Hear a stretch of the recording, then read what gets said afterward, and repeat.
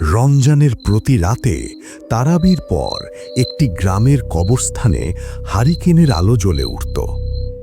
একদিন মসজিদের নতুন ইমাম সাহেবের কৌতূহল জাগল। বিষয়টা বুঝতে তিনি গোরস্থানে প্রবেশ করলেন। ভেতরে গিয়ে দেখলেন এক কিশোর একটি কবরের পাশে বসে আলো জ্বালাচ্ছে। ইমাম জিজ্ঞেস করলেন, কার কবর এটা? ছেলেটি মাথা তুলে শান্ত গলায় বলল, আমার। ইমাম সাহেবের এর পরের ঘটনা আর মনে নেই।